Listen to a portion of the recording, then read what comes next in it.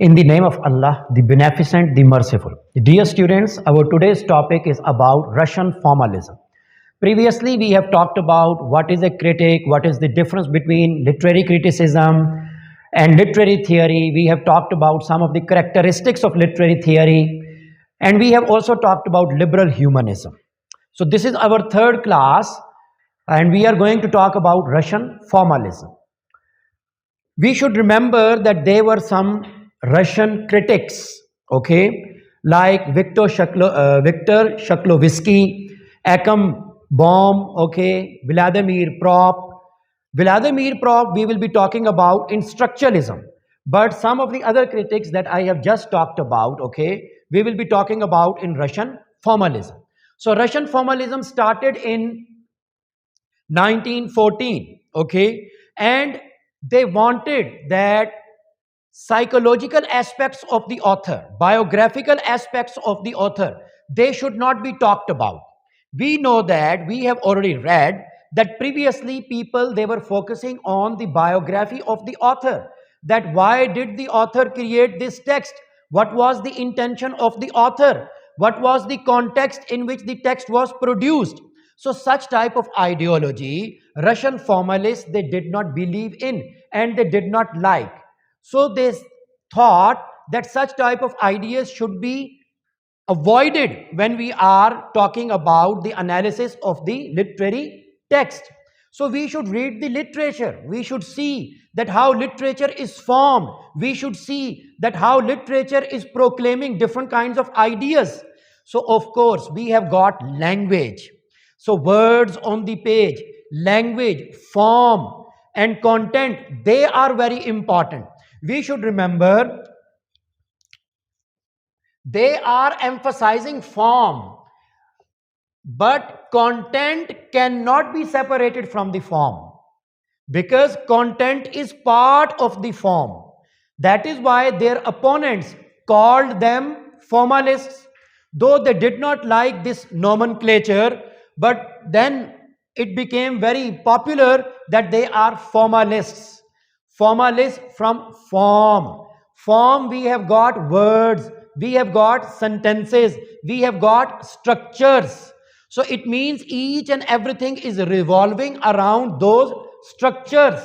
These structures, these forms, these sentences, these words, they have got each and everything.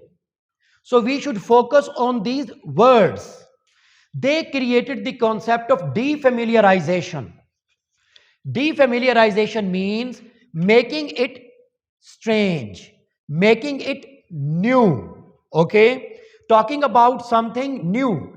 The old things that you are focusing on, that you are talking about through the form, you are going to give it a new look. You are going to give it a new perspective, okay? So when I move forward, I will be talking about it. Shklovsky, Roman Jacobson, okay, Ikam Baum. They were the proponents of Russian formalism. And their focus is on the words. Their focus is on the form. Their focus is on the structures. And content is part of the structures. Content is part of the form. So we cannot separate form from the content. So the focus is on form and not on exophora. Exophora means the context, the psychological context of the author, okay? Because we have got nothing to do with the psychological aspect of the author, psychological ideas of the author. They are not part and parcel of this form that we have got. Author is no more there. Author is no more important. So focus on the form itself. So much so, they wanted to talk about, literary theory or literature on the basis of science. I have already talked about that science believes in objectivity. Science believes that there is only one truth. 2 and 2, they are 4. So all over the world, they are 4. So they were trying to bring science into literature. And they wanted that when you read literature, when you analyze literature, you should have the same, interpretation that we can call that it is based on scientific method. So for scientific method, they talked about device. They talked about the word device. Instead of form or content, they talked about the word device. And device, you know that we have got linguistic devices, poetic devices, we have got paradox, we have got, similes, we have got metaphors, and through these metaphors or similes or literary or poetic devices, authors, they convey different kinds of messages. So we need to understand the denotative as well as the connotative meanings of those words. Literary work resembles machines. So this is another metaphor that they have used. They are the result of an intentional human activity in which a specific skill transforms raw material into a complex mechanism suitable for a particular purpose. This building is made up of bricks. Each and every brick is playing its role. If you take out one brick, it has got its significance. It has got its value. So we have got different kinds of things. And all these things, they have made up this building. Same is the case, a poem, a piece of text that you are going to read. It has got different kinds of pieces. So you need to analyze all those pieces so that you should read the conclusion. How will you read the conclusion? Because through these devices, we will try to understand the text as a whole. So literary text is self-contained. Literary text is self-contained. It is a whole. It has got different bits and pieces, and those bits and pieces, they are coming from language itself. So we should study language on scientific basis. We should not be talking about the context in which the author was living, in which he or she was writing. We are not concerned with the psychological aspects of the author when he or she was producing the text. Rather, we should focus on the form. So form itself is very important. So how does a car work? Same is the case. We need to ask this question: how does a poem work? What is it made of? How does a story work? What is it made of? They have also talked about or given the concept of fabula and sujet. Okay, story and plot. So what is a story? Story, it has got sequence. So one act, second act, third act, speech acts. Okay, all of them, they are put together in a sequence and we get a story. But what the author does is that author converts it into a plot. Author creates cause and effect relationship. The author talks about that how he or she should start the story. Maybe the author is going to start the story from the end. Maybe the author is going to start the story from the middle, which is called media res. And then after some time, somebody will relate the whole story that in the beginning these things were happening, and they will bring you to that point where the story started. So how the poet or the author is going to dress up the whole story, that is the plot. So they also gave this concept of, story and plot, fabula and sujet. So break down the devices into its constituent parts. So in stories, we have got story, plot, characters, cause and effect relationships, okay, narrator. So this is how, these are the ingredients of a story. It has got a proper start, middle, and then resolution. So they have got different characteristics. A text is made up of devices. So there are stylistic devices, there are literary devices or narrative devices. Do you have any question right now? Can somebody talk about what I have just said?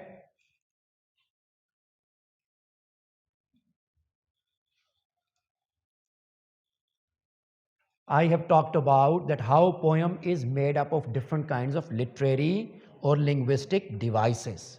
So we need to analyze each and every device which is used by the author. So they have talked about, or they have given the concept of literariness.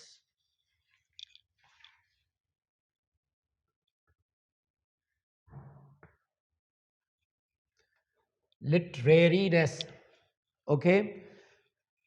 So we have got the concept of foregrounding and backgrounding as well. What is literariness? In your stylistics class, you must have read the word defamiliarization, which I have just shared here. So it is coming from Russian formalism. And I said the old things, they are shown from a new perspective. So the concept of literariness of the language, they talk about that there is a poetic language and there is a simple language, prose language. Poetry or poetic language is a language which has got similes, metaphors, synecdoche, okay, metonymies, and paradoxes, and so many other literary devices. But in day-to-day conversation, usually we do not use these things so much. Though we do use, but not so much. As the poets, they make use of all these devices in their poetic art. That is why it is called art, artfulness or literariness of the text. So these literary devices, they convert the text into a difficult text. They convert the text into a poetic text. So poetic text, it has got literariness. It has got literary devices. So these literary devices, for example, what they did was, they analyzed the poems and they tried to count, the syllables, meter, assonance, consonants.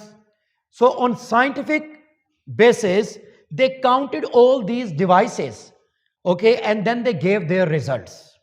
Though some of the people criticized them for such type of activity that they were carrying out, but they did this thing, okay, and they talked about that this is the literariness of the text which makes it different from the other text. So if you remember in my first class, I told you that literary text lacks pragmatic function. It has got poetic devices. Though the other texts, they have also got poetic devices, but literary text has got more of the poetic devices. Okay? Yes, usually when we talk about analysis, for us, for example, when you are carrying out your research on literature, so poem or prose or novels, we will be treating them as verbal data or narrative data. So we will call them text. Okay. So of course, in new criticism, one of the strategies that they have talked about is close reading. So you will have to read and reread the text. So poem is a text basically, okay? Yes. So any kind of text that you have taken for the purpose of analysis is called text or verbal data or narrative data. Poetic language is a difficult, impeded language. This distinction between poetic language and practical language is introduced by Shklovsky and applies to all artistic forms. It is what basically makes artfulness of art or literariness of literature. So these poetic devices, they make the text artfulness of the art or literariness of literature. The literariness or artfulness of a work of literature, that which makes it an aesthetic object, resides entirely in its devices, which should also form the sole object of literary studies. So in literary studies, basically the very first thing that you have got is the text itself. So in text, what do you come across? You come across these literary devices. They are part and parcel of the text. So they are there. Whether you are analyzing a poem or a drama or a novel, you will come across all these literary devices, and their purpose is to defamiliarize literature. Okay, so old objects, old things are given a fresh perspective. Okay, defamiliarization. The aesthetic value or purpose of art embodied in the devices consists in creating in readers or viewers a heightened awareness, making them see things anew. So this is how we can see the things from a new perspective. Estrangement or defamiliarization is defined as art makes the familiar strange. Art meaning poem. Art means here novel, drama, prose, text. Makes the familiar strange so that it can be freshly perceived. To do this, it presents its material in unexpected, even outlandish ways. The shock of the new, unexpected or outlandish ways. And how it is producing? Because it is making use of these literary devices. The literariness of the text, it foregrounds something. When you are making use of these devices, it means that you are foregrounding something.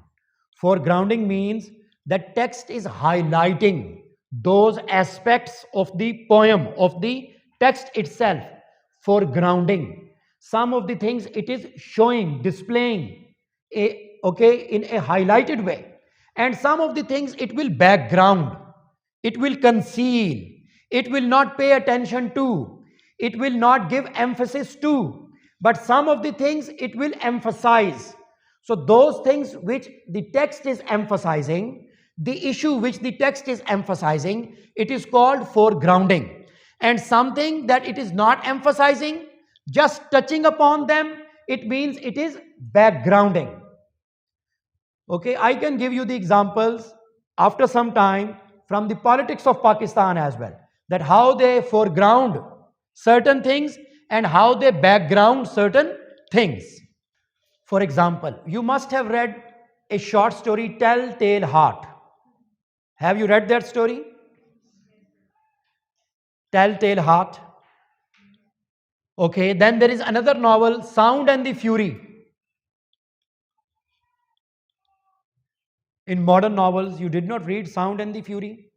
In Sound and the Fury, the narrator is mad basically, deranged. Same is the case with Telltale Heart. Here the narrator is deranged, mad. So how can we believe whatever he or she is saying? So this is how, the authors, they foreground certain elements, certain things in the text. In our today's class, we have talked about Russian formalism, and I have said that for Russian formalism, words on the page, they are very important. They do not believe in psychological aspects of the author. They do not believe in the context in which the text was produced. They do not believe in the biography of the author. They believe that we should focus on the words on the page. They believe that we should focus on the form itself. And form cannot be separated from the content. And they gave the idea of defamiliarization. So defamiliarization is achieved with the help of literariness of the text. And literariness is achieved through literary devices or linguistic devices that authors make use of. So if you read them carefully and reread them closely, you will be able to make a judgment. You will be able to make the analysis of the text. So this is how on scientific footing they were trying to talk about that this is how we can carry out the analysis of the text. Now if you have any question, you are welcome.